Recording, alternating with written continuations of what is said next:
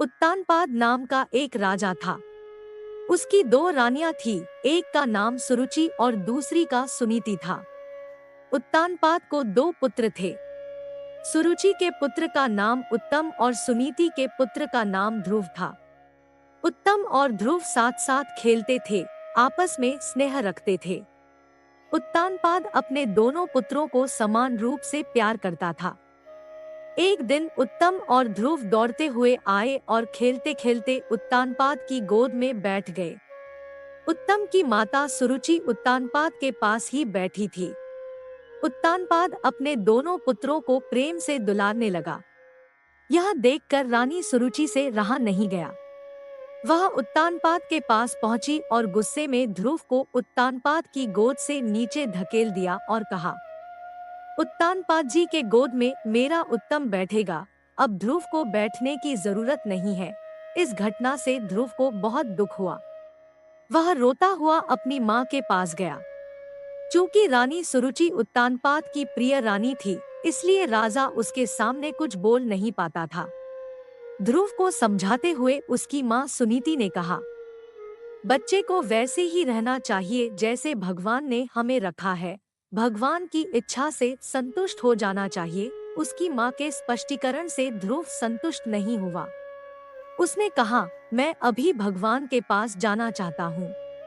बेटा, भगवान दूर एक जंगल में रहते हैं, वह आपसे कैसे मिल सकते हैं? माँ ने ध्रुव को समझाने के इरादे से कहा, वहाँ बाघ और शेर जैसे बड़े भयंकर जानवर रहते हैं।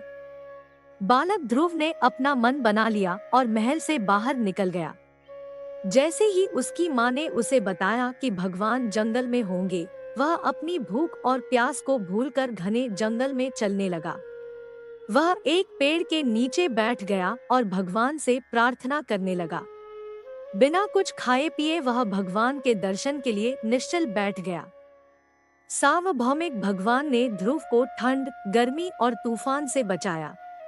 भगवान को लगा कि ध्रुव कुछ दिनों बाद घर वापस चला जाएगा, लेकिन उसकी इस दृढ़ता को देखकर भगवान को मनुष्य का रूप धारण करना पड़ा। मनुष्य अवतार धारण किए भगवान ने ध्रुव से कहा, मैं तुम पर प्रसन्न हूँ बालक ध्रुव, तुम जो चाहते हो वह मांग लो। अपनी सौतेली माँ के बुरे बर्ताव से आहत ध्रुव ने कहा, भगवान, मुझे एक स्थिर स्थान दे जहाँ से कोई मुझे उठा न सके।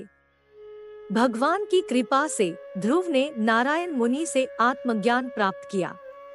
भगवान विष्णु ने ध्रुव को ध्रुवलोक प्रदान किया। ध्रुव को स्थिर पद मिला। ध्रुव घर आया, वह बहुत बदल चुका था। उसका मन विशाल हो गया था। उनका हृदय प्रेम, विनम्रता, सहनशीलता और परोपकार से भरा हुआ था। वह अपने गुणों के कारण सबका प्रिय हो गया। प्रजा का प्रिय और गुणवान राजकुमार होने के कारण राजा ने उसे सिंहासन पर बिठाया। उसने न्याय के साथ शासन किया।